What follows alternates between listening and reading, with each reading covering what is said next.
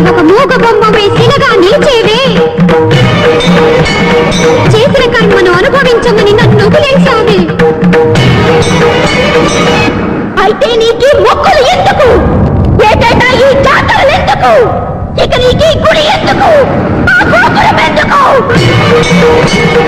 ఆగకముందేనా ఆక్రోశం అగ్నిగా మారకముందే ఆ రావాణల కాలంలో నేనాహుతిగా